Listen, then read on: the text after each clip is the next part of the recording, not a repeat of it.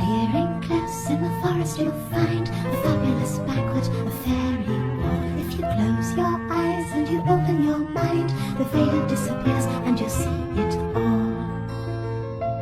Hi my angels, it's Hailey Reese, and today I am finally bringing you, okay, I just said finally like as if this has been like highly anticipated, long awaited, but I'm bringing you the part 2 to yesterday's spooky video. I was so excited to see how many comments there were on that video saying, yes, we need a part 2, bring it on, let's do this. And so I was like really eager to come and film this video today because I don't know about you guys, but I am just dying to know what happens next. Now, if you have not seen yesterday's video, stop right now. I will have the link at the top of my description. Watch that video first, get caught completely up to date, and then come back and join us here on this video because things seem like they're about to get really, really spooky. Now there's a part 2, 3, 4, and 5. So I'm trying to cram the next 4 into 2 videos. So this video and 1 more video. That way it's not like ridiculously like run out, but we also get to hear all parts of the story. And I realized today just how long part 2 and 3 are. So I asked you guys on Twitter if you wanted me to break it into different videos or just make this a long one. You guys decided that you wanted an extra long video today, so here we are. It's probably a super long one, but sit back, relax, maybe turn a light on, and let's figure out what in the world is going on with this man's wife. If you haven't read the first part of my story, you should check out part 1. For those of you who are already aware of what's going on, let me get to it. When my wife finally got back home, she came in crying and wouldn't stop. She kept saying, you don't deserve this. We don't deserve this. You weren't supposed to overlap. I love you. I care about you. Your family. You shouldn't have overlapped. At this point, I was really confused. I comforted her and held her until she stopped crying. Then when she finally settled, I asked, love, you're not making any sense. Who is she? Are you referring to the entity? She told me she doesn't have a name for it and that she never has actually seen her. Only others around her can sometimes see her, but she's always been described as someone who looks just like her, the same radiant smile and the same lovely green eyes. But when you screamed in the phone earlier, you knew what I was seeing, didn't you? How? She looked at me and started crying again. I only kept it from you because I didn't want to freak you out. It's all right. Just tell me everything, I replied, pulling her close. Then she told me the story of the last person who overlapped, meaning they saw her and the entity at the same time. When Natalie was in high school, her family, mainly her parents, 2 brothers, began to see it, as I call it for the lack of a better word, around the house. She was always described as a smiling girl who would usually just be sipping on water. The occurrence only seemed to happen in her house, never at school or outside. Her parents, knowing the situation, would never allow her to bring friends over, in fear they might freak out at what they see. But one day, upon her insistence and arguing that seeing it had never done anyone any harm, her parents let her bring over a friend. Natalie and her friend Chris were working on some homework when Natalie decided to go to the kitchen and grab some snacks. When she was coming back up, she heard Chris saying, "Very funny, but you're weirding me out with that smile." Natalie stopped dead in her tracks, but it was too late. The door to her room was open, and she was in direct line of sight of Chris in the hallway. He turned to look at her face, his face completely pale as Natalie heard the glass shattering. She was completely in shock, when Chris looking at them simultaneously. Staring wide-eyed in the corner of the room, she heard him say, "What in the..." Natalie ran towards the room, but the door suddenly slammed shut. She started banging on the door. "Chris, don't look at her, just don't!" She screamed across the door, but silence. The door opened 5 minutes later and they found him unconscious. After taking him to the hospital, they found out that Chris went blind. Doctors couldn't explain it, and when they asked Chris to describe the last thing he saw, he struggled for words. That grin, those eyes, black eyes, and her head. Oh God, her head was tilted 90 degrees. I never thought such a beautiful face could be so twisted. She thinks the only reason I can still see is because the overlap happened over the phone, so I wasn't able to feel the full effect, whatever that means. I was surprised that another overlap like this hadn't occurred throughout her life. That's when Natalie told me that they said she was harmless and will not actively try to overlap. And then I inquired about the they that she just mentioned. Well, when I was a kid, my great-grandparents knew something about this. They were very hush-hush about it, but they knew something. Apparently it had happened in the family once before, so it was clear then we needed to go see her great-grandmother. who was the only one left that could provide us with any answers. Natalie called her mom and was told that they hadn't been in contact with the great-grandmother for the past 2 years. Ever since her husband died, she became depressed and asked not to be contacted and broke off all ties. She lived out in the country by herself, secluded from the rest of the world. It was going to be a 3-hour drive, so we decided to attempt to get some rest before our drive. The next day, with barely a few hours of sleep in, my wife woke me up this morning telling me breakfast was ready as she walked downstairs. I noticed both of us had missed our alarm since it was 11 o'clock already. The first thing I checked when I woke up out of the bed was to make sure I wasn't seeing it. When I went downstairs, I nearly fell backwards when I saw my wife sipping from a glass of orange juice facing the kitchen entrance. "Geez, don't do that," I snapped. She came rushing towards me. "Sorry," she mumbled. I walked over and gave her a hug. "It's all right. We're both on edge. We'll work through this." After a breakfast that neither of us had an appetite for, we hit the road to find some answers. As we were driving, my wife held my hand and I felt safe once again. It was a strange sense of security because even after the crazy events, it was bright and sunny outside and I was peacefully driving with my wife. She smiled at me. I smiled back, looking at her beautiful green eyes, while fighting internally to take the image of the twisted entity off my mind. We remained quiet for most of our journey until we finally reached the house. The house was located deep off of a small highway on a narrow dirt road. There was an old van parked, but it didn't look like it had been driven for weeks. The house looked like it had been abandoned for a while. My wife reached out and held my hand. "Let's hope for the best and see what we find," I said. But before I could open the door, my cell phone rang. The moment the first ringing sound broke the air, my wife clutched my hand a bit tighter. She was on edge. I could tell. I looked over at her and she was smiling ever so slightly. I pulled out my phone and looked at the caller ID. It read Natalie. The grip of the hand I was holding started to get tighter and tighter. I suddenly got the feeling I was not with my wife at all. Call it a gut feeling. I picked up the phone as I realized the person in my peripheral vision was changing their expression. The breathing got heavier as I heard the neck starting to turn. With that little bravery I had left, I turned away, not daring to see the twisted face. "It's not me," Natalie yelled from the phone. The instant her voice reached my ear, I felt glass-shattering sound and a burning pain on my hand that lasted for a split second. I recoiled in pain, responding, "I know, I think it's gone now." I looked over to see, and sure enough, it wasn't there anymore. I breathed, "Don't hang up and drive over here. We need to see this thing through." On her drive over, she explained how when she woke up, she was seemingly stuffed under the bed, as if someone knocked her out and slid her under the bed. When she woke up and realized that I wasn't there, she knew something was up and called immediately. At this point, I was freaking out, a lot. So many questions rushed through my mind. It talked. It acted just like my wife. How was it holding my hand? How in the world did it get out of the house? And most importantly, how do I tell it apart from my wife? That's when I remembered the stinging pain and looked down at my hand. There was a very clear "lucky" burned into my hand. While I waited for my wife to drive over, I started thinking. The entity said, "Breakfast's ready," and "sorry." And why in the world was it sipping orange juice? Is it evolving? Is it learning how to fool me? I wondered for a long time what all of this meant until my wife finally arrived at 5 p.m. It was getting dark and I wanted to find a motel and come back tomorrow, but my wife insisted that we at least check it out to see if something lives in the abandoned house. Before she got out of the car, she took a cigarette lighter from her car and burned it on her hand. I got very upset when she did that, but she said it might help me tell them apart. At this point, any idea of rationalizing this fear sounded great. We went out and knocked on the door as the doorbell seemed broken. "Did you hear that?" My wife looked at me terrified. "Hear what?" I wondered. "The scream. It sounded like someone in pain." My instinct was to back out. I really wish I had. But before I could do anything, my wife was opening the door, leading me in. I held her hands while keeping one foot in the door. I was all too familiar with the classic door slams behind you in a creepy house to walk in completely. Inside, everything was dusty and full of webs. It was also unnervingly dark. As my eyes adjusted to the dark, I noticed the house was completely trashed, with strange symbols scratched into the walls and on broken furniture in shades of red. Just then, my wife said she started to feel dizzy. I immediately caught her as she passed out. Then, to my horror, as I looked up, I saw her in the hallway. I could barely make out her figure, but her finger was pointed at me with her head tilted at an unnatural angle. Could you guys imagine? I did not need to stand there until I saw the rest of her creepy figure. I immediately turned around, dragging my wife with me.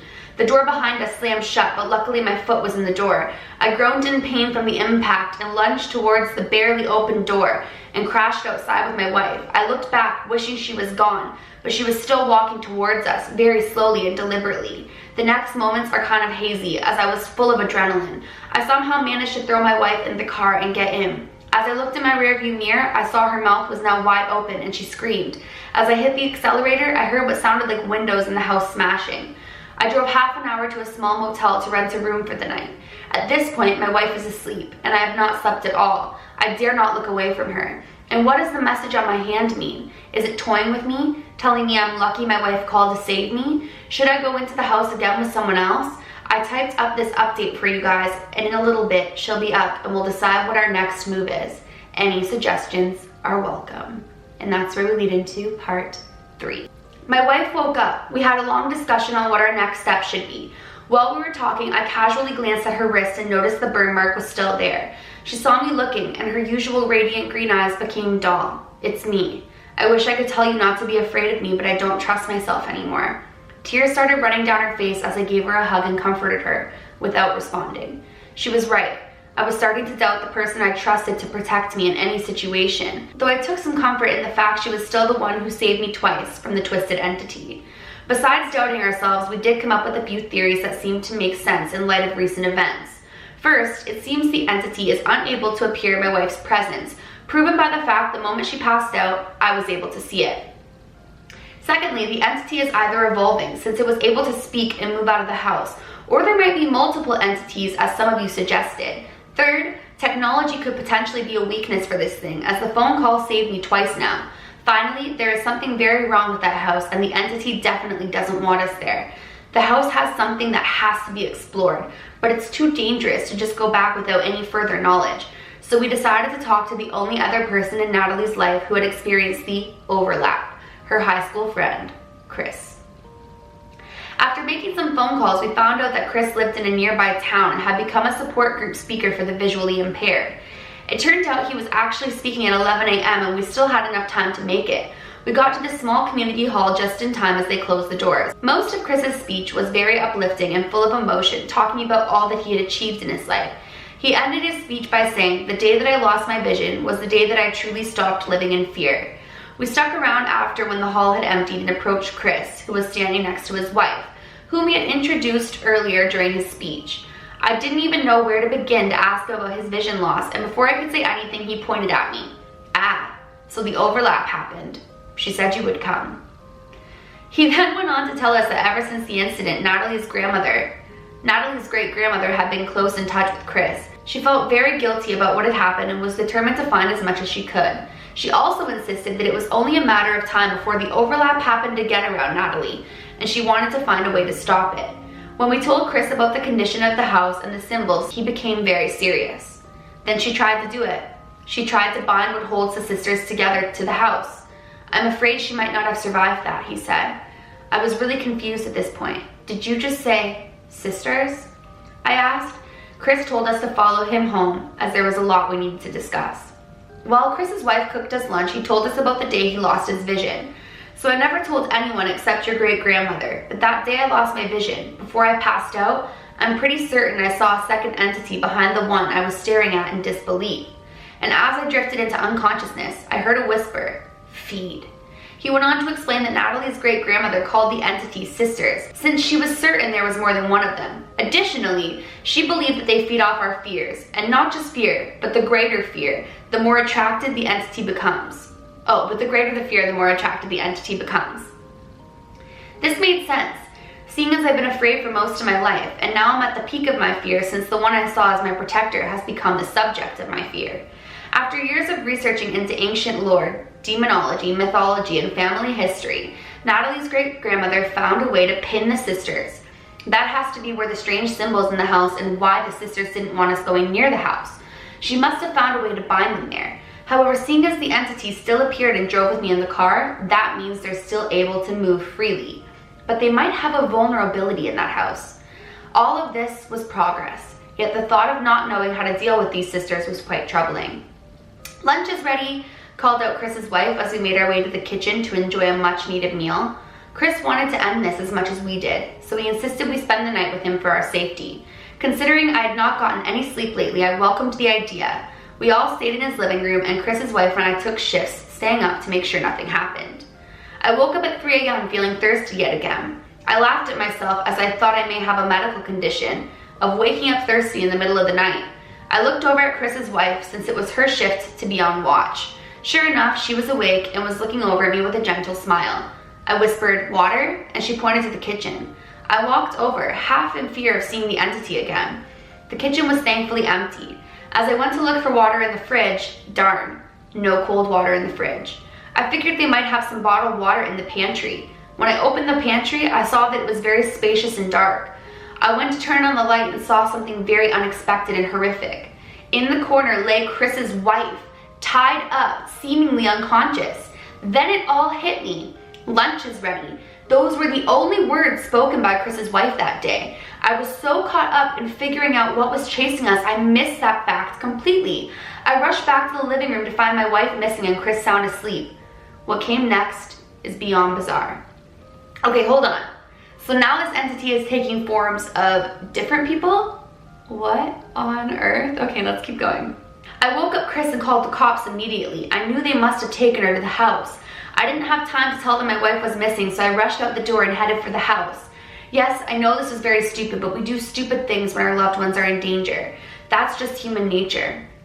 During the drive, I kept asking myself, how did I miss that? Why is the entity evolving so fast? It took another form? Is it because I was not supposed to survive an overlap, much less twice? Is it hunting me down?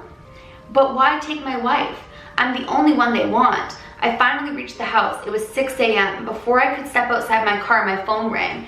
It was Natalie. "Hello, honey, are you okay? Where are you?" I yelled as I picked up. I'm so confused. I thought we slept at Chris's house. I'm home. I'm home. Please just come back." Now I was really confused. Is that my wife on the phone? "Honey, your wrist." Before I could finish, she replied, "Yes, there is a burn mark on my wrist." So I decided to drive back. As I started reversing, I saw it, standing in the window of the house, sipping from a glass of water, smiling at me, with eyes shining greener than usual. I left for home, frustrated and not understanding any of what was going on. On my drive back, I wondered if it knew I was going back to the house to look for my wife. It wanted me to see, but why? When I got home, Natalie came running and gave me a hug. I felt cold-hearted for doing this, but I immediately pulled her wrist to see if there was a burn mark on it. She looked up at me in disappointment. "It's me." As I looked into her eyes, my heart stopped. Her eyes, they were dark black. Her eye was no longer the beautiful green that I had come to find comfort in. They were a deep black. Natalie has been crying a lot ever since she looked in the mirror, and I'm still processing all of what just happened. It's been a complete day since her eyes changed color, and there are no more sightings of the entity since. Life is seemingly normal. Not perfect anymore, but normal. Natalie is still herself, but seems to be a lot more serious now. I spoke with Chris on the phone, and he told me that him and his wife are doing okay and have not seen the entity since.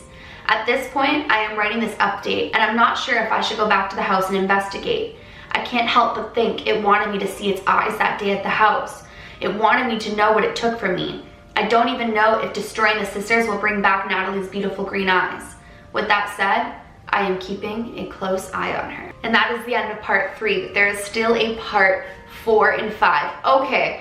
Hold up, I don't even understand what on earth just happened. This entity is like evolving so quickly, and why did it take Natalie's eyes? I don't know what to think of this. I want to go ahead and read part 4 and 5 right now, but drop a comment down below if you want me to do that for tomorrow's video, because I think we should all find out how this ends together. What do you guys think is happening? What do you think this thing is? Why do you think it has this attachment to him? And what do you think it's done to Natalie? Come on guys, we gotta talk this out in the comment section. Please make sure to drop some comments letting me know what you guys think, if you want part 4 and 5 in a part 3 video, because I feel like I'm gonna be thinking about this all night, wondering what on earth is going to happen. Well, you guys, I know today's video was pretty long, but I felt like a 3-part video made more sense than a 5-part video. So if you guys want to see part 4 and 5, we will conclude with a part 3 video tomorrow. We'll figure out what on earth is going on with Natalie and what's going to happen with this entity. If you guys are new to my channel or you're just not yet subscribed but you do enjoy my videos, I would absolutely love it if you click that subscribe button and become a Reese's Pieces. And please give this video a big thumbs up if you did enjoy it, because that makes my heart super happy and I really appreciate it when you guys do that. So please do that. Remember, my loves, do all things with kindness. And until next time, I love you.